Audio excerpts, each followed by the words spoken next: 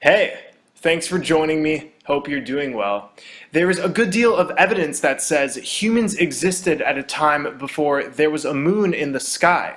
Aristotle said the Pelasgians lived in Arcadia at a time before the moon. He called these people Proselenians, meaning those who lived before the moon. Anaxagoras and Democritus mentioned these same people as being before the moon, and so convinced were they of this fact that they had no problem relaying it as a part of their standard history lessons to their students of the time. Apollonius of Rhodes mentioned the time when not all the orbs were yet in the heavens, and only the Arcadians lived, of whom it is said that they dwelt on mountains and fed on acorns, before there was a moon.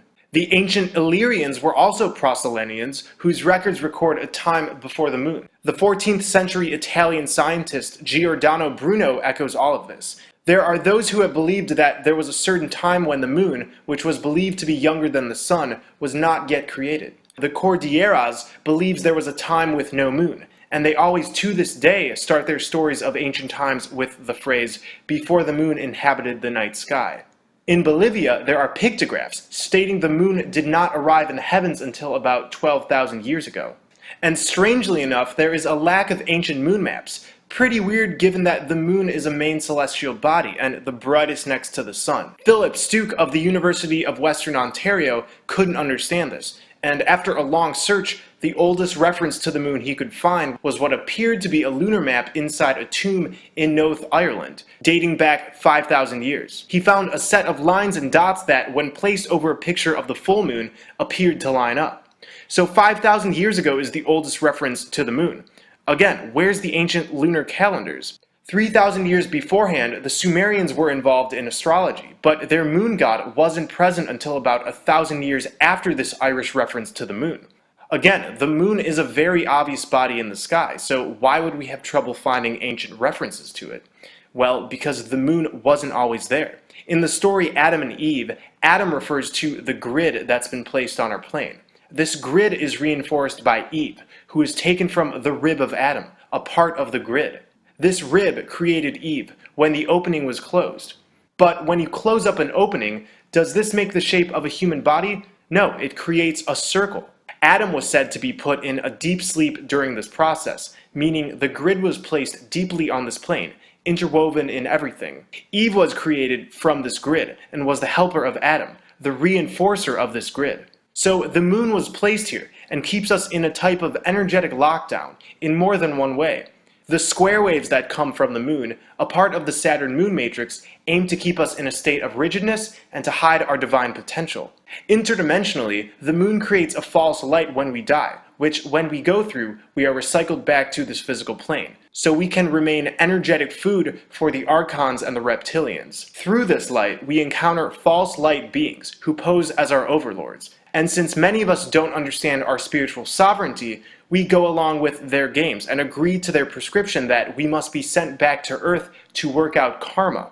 Our memories are wiped clean. This doesn't happen to the reptilians who rule this plane, though. Queen Elizabeth, for instance, is said to have been incarnating here for 7,000 years and retains all of her memories. Sometimes it seems that reconciliation stands little chance in the face of war and discord.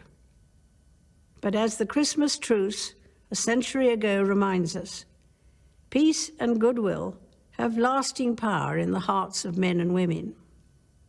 The moon displays a lot of strange characteristics that tell us this is not only a holographic projection, but one where strange activity is going on interdimensionally. The lunar wave has been shown by many YouTube channels. The lunar wave is a wave that crosses the entire moon consistently, like a constant loading sequence in a hologram.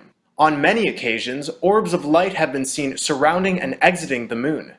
These are either souls that are being recycled back into another body on Earth, or the false light beings traveling to and from. There's really no way to know, but the activity is strange. The moon has always had a strong relationship with menstruation. In 1980, a study was published on this phenomenon. The study mentioned that the lunar cycle and a fertile menstrual cycle are the same, 29.5 days. A real phenomenon exists. In 1986, a study found that there was a synchronous relationship between the menstrual cycle and the lunar rhythm. During menstruation, blood is expelled from the vagina, and there's been a deliberate attempt to make this seem gross and unpleasant, when in reality, period blood is sacred. Throughout the ages, drinking menstrual blood was considered to be the elixir of immortality. One of the most important rituals among some sects of Gnosticism was that of drinking a woman's menstrual blood. Taoists claimed that a man would achieve ripe old age by absorbing menstrual blood, called red yin juice. Chinese sages called this red juice the essence of Mother Earth, the yin principle that gives life to all things. Menstrual blood is full of healing stem cells, which can activate our cellular capacity to regenerate our bodies. This is scientifically accurate. Menstrual blood is known to be an abundant source of stem cells. During menstruation, part of the uterine lining, which provides nutrients to a potential embryo, is released, and this is what menstrual blood is made of. This uterine lining is full of stem cells which invigorate life, and these stem cells play a vital role in creating us when we're in the womb. Drinking menstrual blood helps both men and women. Some women to this day drink their own menstrual blood and find it has many healing and spiritually cleansing properties. So this promise of old age, health, and immortality coming from the blood of the divine feminine is not only a reference to the drinking of blood, but to a flat earth secret hidden within the female anatomy. Our Earth is the mother goddess. We could call her Isis, Gaia, the Great Mother, it doesn't matter. The Earth is feminine. In Indian mythology, the Great Mother Kali manifested herself as the spirit of creation, and she invited the gods to bathe in the bloody flow of her womb and to drink from it. The gods in holy communion drank it and rose to heaven. The Norse god Thor reached the magic land of enlightenment and eternal life by bathing in a river filled with the menstrual blood of a giantess. And the Norse god Odin acquired supremacy by stealing and drinking the blood from a cauldron in the womb of Mother Earth.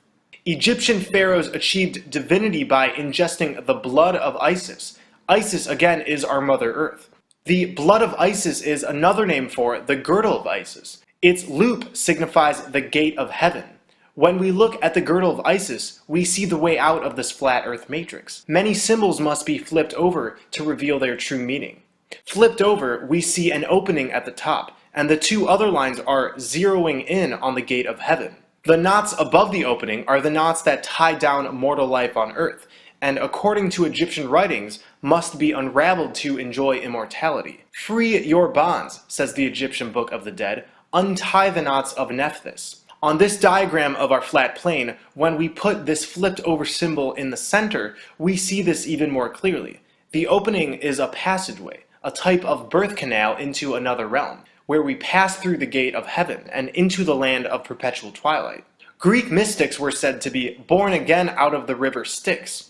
In Greek mythology, Styx is a river that flowed through the underworld. It was seen as the bloodstream from the Earth's vagina. The Earth's vagina, if we are to call it that, is the opening at the center of our plane, where all compasses point to come pass. It's the vaginal vortex, the opening that the sacred blood flows through, and the opening where we must drink this metaphorical blood to achieve everlasting life. And I'm telling you, this is one reason why menstrual blood contains so many healing properties, because it's a flat earth secret that's been hidden within the female anatomy. Crazy, right? And when you take all of the stories about menstrual blood and combine it with the flat earth exit hole, you get one message.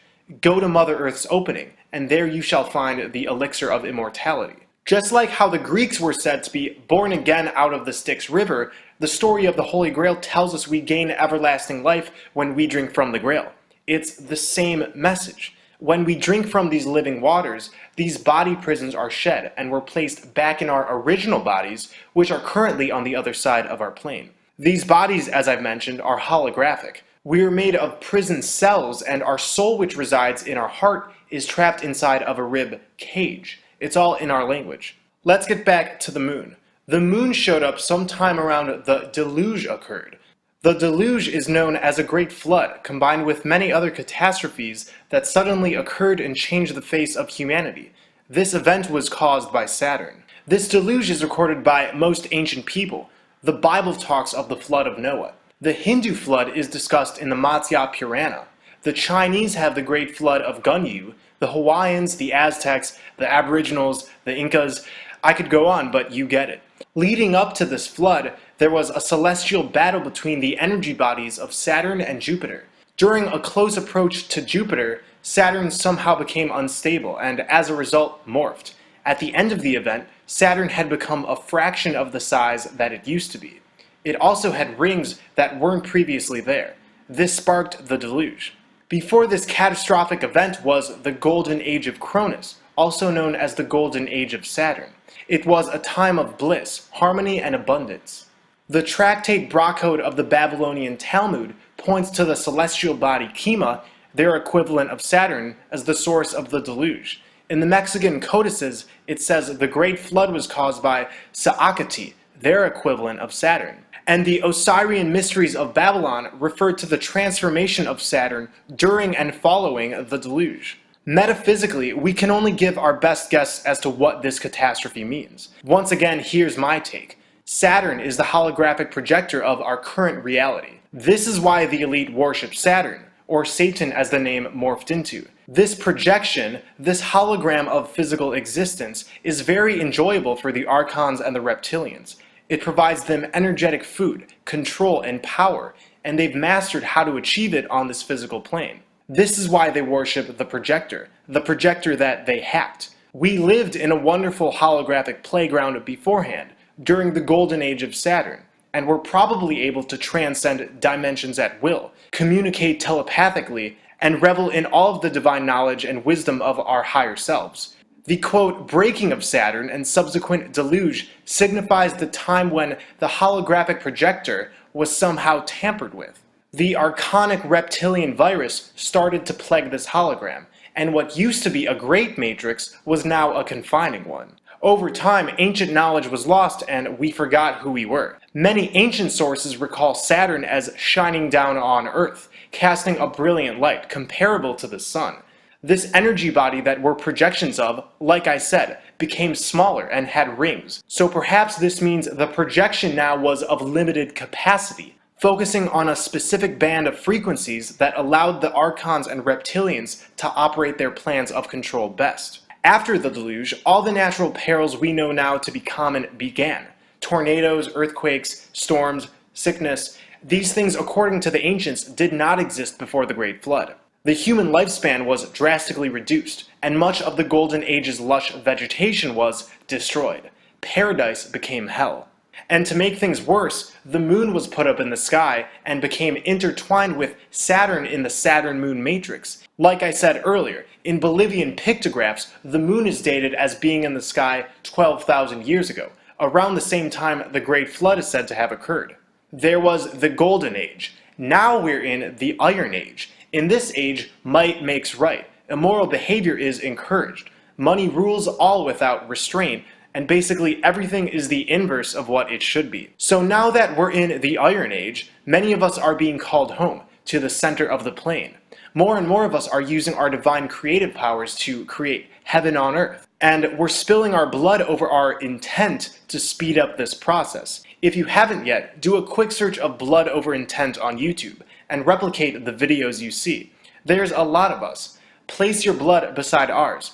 And despite what many are claiming, this is far from a satanic ritual. This is an intent that we're locking into this matrix for the benefit of all. So the center of our plane, the vaginal vortex, is ultimately where we will go. The details are unimportant right now. Don't get hung up on how we're going to get there. We first must get enough people spilling their blood, sun gazing, placing their feet on dry soil every day, and filling their hearts with love for the benefit of all. Trust me, over time this will all physically come together. Blood over intent is the one focal point that we'll gather under. So once we're there, is everything going to be paradise? Well, yes, we will be in the land of perpetual twilight, and we won't be trapped in a body with a reptilian complex, chakras, and kundalini implants. However, this doesn't mean the battle will be over. There's no way to know 100% how far interdimensionally this battle of consciousness has been going on. Good versus evil, high frequency versus low frequency. Because this matrix is in pain, it may be causing trouble for all other frequencies.